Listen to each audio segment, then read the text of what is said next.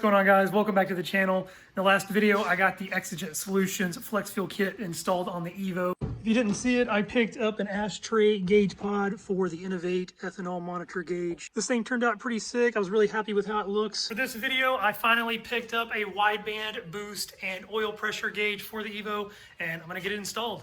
Stay tuned.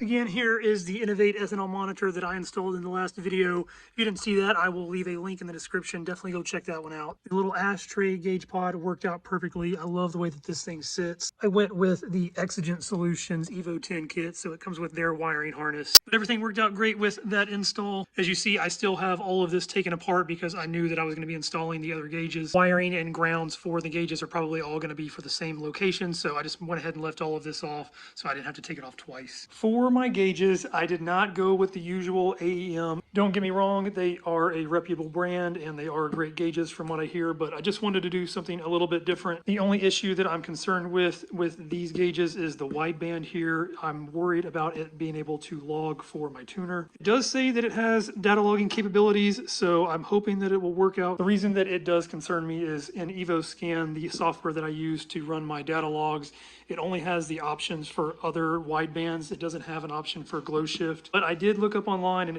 there should be an option on there for me to actually select whatever wideband I want to from whatever port it's plugged into. Either way, I really loved the way that these gauges looked. It's their 10 color digital series, so you can pick any color you want, and then it just has a digital readout on here. So this one is not just a boost gauge, it's actually supposed to be a boost and oil pressure gauge in one. So boost will read at the top, and then oil pressure will read at the bottom. Wideband is wideband, and it also is supposed to be using the same sensor that the AEM gauge uses. I read on multiple forums that the sensor can get damaged if it's connected directly to the block. So I also picked up this extension for the oil pressure sensor. As you can see, I just opened the box and everything is still shrink wrapped up, so I haven't had a chance to actually look at these things myself, so I'm gonna bust into them and see what they look like.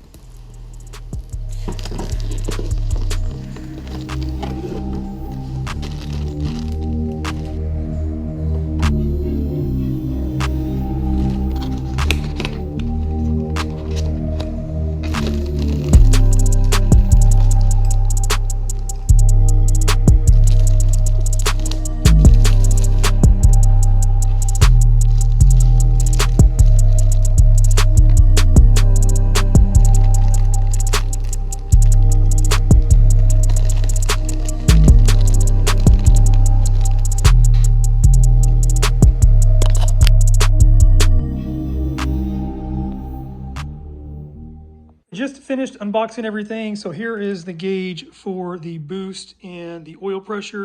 I'm not going to worry about this one right now. I'm going to focus on the wideband because I want to make sure that I can data log with this thing. This is everything that the wideband comes with. So it obviously comes with the gauge itself. It comes with this little sun visor for the gauge, the Bosch wideband sensor. This is a weld-in bung for the wideband in case you don't already have one, which I do on my test pipe. Then it actually comes for a plug for it, I guess, if you're not going to be using the wideband. And that bracket right there is for mounting the gauge in the pod. This is the control unit, and then this is supposed to be the data logging output wire right there. This is the wire harness that goes from the gauge to the control unit. This wire harness goes from the control unit to the power and ground source. And this big harness right here goes from the control unit to the sensor. So like I said, I really want to make sure that I can data log with this thing. So before I get everything all mounted up, I'm going to get the sensor screwed into the test pipe. I'm going to find a temporary power and ground source, and I'm going to get it all connected to the control unit and the gauge, and then get it connected to my laptop and see if I can't data log in EvoScan.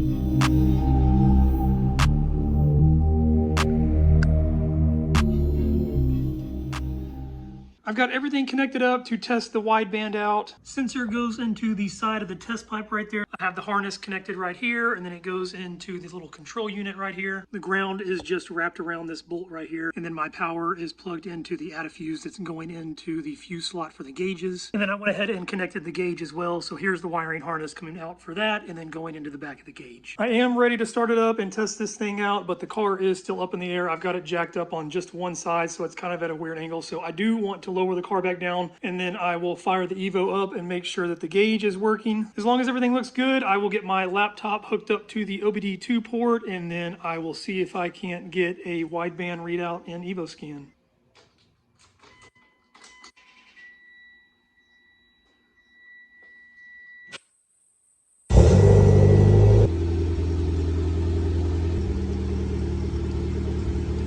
Gauge is working, everything seems to be working appropriately. When I first cranked it up, it did not work, and I realized that the yellow wire is supposed to go to a constant power source, so the red wire goes to the switch source. So again, this is just temporary, so I just put them both into the switched power source to make sure that everything turned on. When I go to actually wire this thing in permanently, I will put the yellow one to a constant source. Everything is working out well, so I'm gonna go get the laptop and see if I cannot get a readout in EvoScan.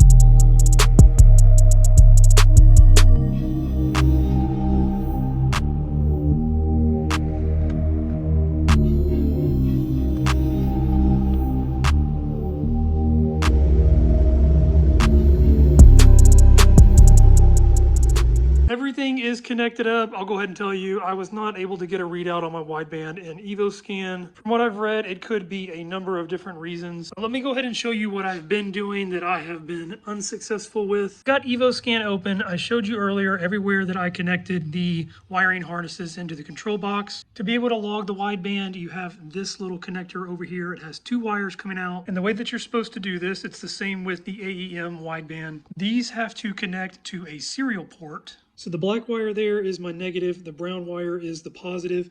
It says that the black wire, the ground, goes on the 5th pin, so it's the one at the very top all the way to the right up there. And then the positive, the brown wire, goes into the 2nd port. So it's all the way at the top, and it's the 2nd one over from the left. So right there. I took this apart just to make it a little bit easier for attaching the wires. So same thing, you can see all the way over to the left-hand side right here. This would be my ground, and then this one right here should be my positive. I did have those connected up, and I could not get any kind of a readout. If I actually come up here and select wideband, it actually does show that I have something plugged into COM port 3, which is this one over here. And then if I actually open it up to check the COM ports, if you scroll down, you can see right here where it shows the one that I have in there. Tried updating the driver already. It says that it was already updated, so I'm good there. I did get this cable off of Amazon. It was only like $10, so it's possible that it may just not work. Some of the forums said that there's only certain brands that will actually work.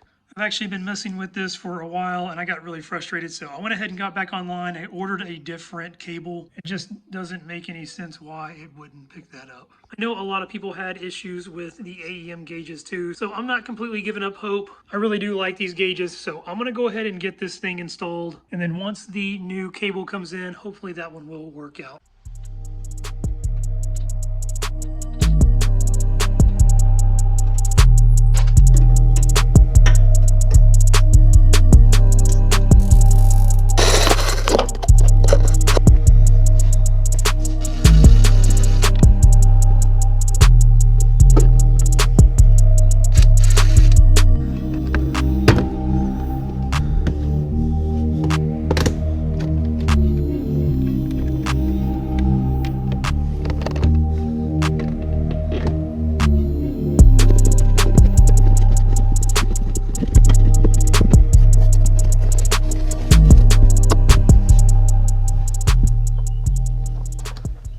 wideband ran underneath the car, I do still have to add one more zip tie. I will show you that later. I had to drop the car back down to move it over so that I could get it to the passenger side. Here it is coming up through the passenger side hole in the footwell. There was a grommet underneath. It says you may have to cut it, but this one was already cut. I don't know if I mentioned before, but the previous owner did have a 93 map and an E85 map, so I'm sure he was running a wideband at some point and probably used the same hole. The connector is pretty much maxed out right here, so where I'm going to connect it is basically right here. I did have to pull a couple of panels off, so this corner went over here and then this little side piece, and then I pulled the interior kick panel off as well. There is one screw that holds those interior kick panels on right here. Center console actually covers that up, so you have to remove the center console. You have to push it out of the way to get to that screw. It is kind of a pain in the butt to remove this whole thing just to get to one screw, but luckily for me, I did have this already all taken off from when I installed the ethanol gauge. Once you get the panels off, the carpet right here just pulls straight up, and then this little piece of foam just comes right out of there. I've got the front of the car jacked back up, so you can see here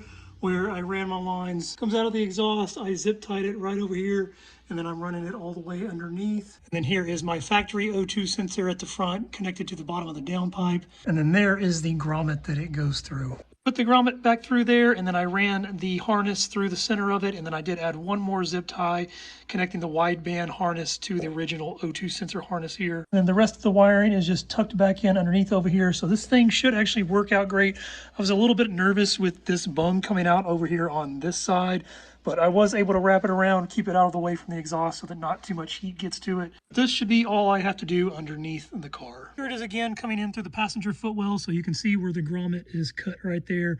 And then I have both of them coming through the center. As I said before, this thing is pretty much maxed out where it's at right there, so I can't come any further with this, which actually works out good because there's this little recessed section here. I am going to call it quits for today. This is pretty much what I wanted to get done. I just really wanted to get this thing inside of the car so that everything else that I have to do is basically inside of the car. And then tomorrow I will get everything connected up. It's the next day. I got the harness for the sensor ran into the passenger side footwell yesterday. Here is the harness that plugs into the sensor, and then here's the other end that goes into the control unit. So I'm going to get all of this connected. I'm probably going to put everything behind the glove compartment here. And then once I get this back here where I like it, I will run the other harnesses to the driver's side for the gauge and then the power and ground.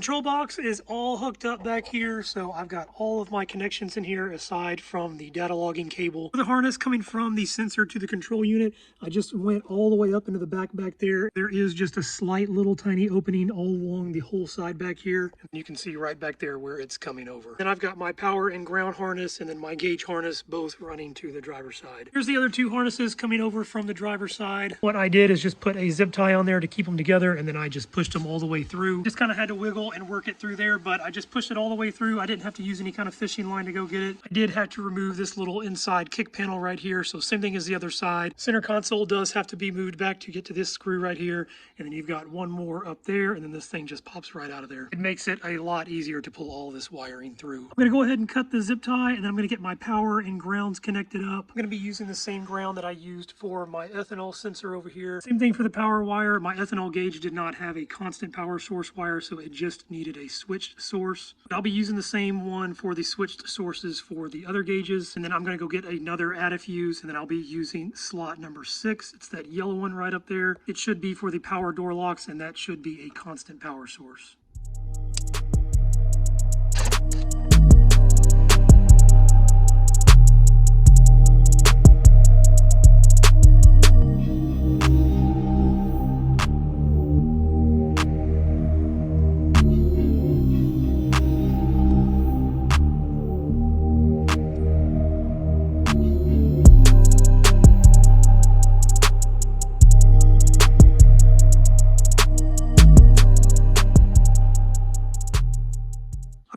power and ground wires temporarily connected. So my ground is right over here. I've got all of my grounds plugged in there together. And then right here, I have my power wire. I ran up to the store. They did not have another Adafuse in the size that I needed. I just went ahead and looked online, and I actually bought a pack of them on Amazon. For just one of these things, it was $8. And I got a 5-pack for $5 on Amazon. I'll leave a link in the description for those if anybody wants to pick them up. But one good thing is the other cable came in for my data logging. So this is the one that I picked up. It wasn't that much more expensive, but it was much nicer and it had better reviews. And then it came with something special that I want to show you on the inside. So same thing as before, it's just a serial to USB, but it came with this little adapter so that I don't have to tear anything apart. This will allow me to just plug my wires in where I need them. So in my ground and then the power source, and then this just plugs right into the cable, and then this end goes into the laptop. It may not work, but I felt like having this thing was going to give me a better shot. I'm going to go ahead and try to run another data log really quick. I'm going to get the gauge hooked up, and then I will get the laptop hooked up to the car, and then get the data logging wire harness here hooked up if I can't get a readout.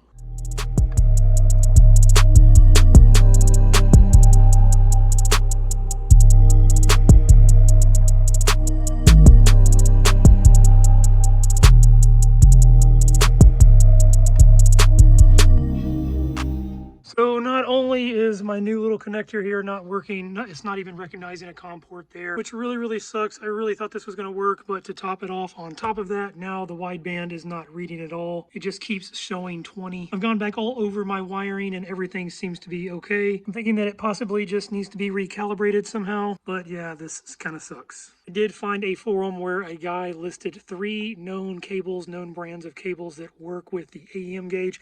Again, apparently they have a lot of problems with those too. So I went ahead and ordered the top listed cable for that. I have to wait for that cable to come in, and then for the wideband, I'm not really sure how to calibrate this thing. Like I said, it just keeps reading 20. I know the car's not running right now, but even when it is, it just says the same thing. I'm just gonna call it quits for today. I am pretty frustrated, and then I will try to research tonight and see if I can figure out how to calibrate this thing, and then when the other cable comes in, we'll test that one out. The new serial to USB adapter came in, and then also my Adafuses came in. I did get one problem fixed. I figured out how to calibrate the wideband. It wasn't bad at all. I will show you, I did it off camera. It's a very simple process. To calibrate this thing, all you have to do is remove the sensor from the bung. Since mine is zip tied up, I just kind of had to let it hang there. And once the sensor is just reading room air and not in the exhaust, there is a little button here on the control unit. You just hold it down for a few seconds. When you do that, the gauge will show a little 20. It'll take about 15 to 20 seconds, and then you'll see the little lines start chasing again so that it shows you that the sensor is heating up. Once the sensor is heated up, it will give you a readout. More than likely it's going to be 20, as that would show it is 100% air and no fuel. After that, you're good to go. You just plug the sensor back in and fire it up. Now that I've got this thing reading accurate again, I'm going to try to run another data log with the new cable. Well, unfortunately, I do have the car running right now, but I am not getting a wideband readout. I did decide to use the little adapter that the other cable came with. EvoScan actually does recognize the cable though, and the COM ports. It sucks that this thing didn't work, but I'm glad that I was able to get my sensor calibrated and get the gauge reading correctly. I still have the boost and oil pressure gauge to install, so I'm not going to put any of this stuff back just yet. I'm not going to worry about mounting the wideband gauge yet either, because again, all of this is going to have to come off. I am going to end the video here. I hope you guys enjoyed the video. If it helped you out with installing your wideband, please go ahead and hit that like button. I'm not too worried about this thing data logging. If I have to, I may just have to borrow a gauge from somebody else just to do the data logs. But I really like the way that these gauges look. If you did enjoy the video, if you want to see the rest of the install, if you want to see the boost and the oil pressure gauge go in, and anything else going on with the EVO, go ahead and hit that subscribe button, and I will catch you guys next time.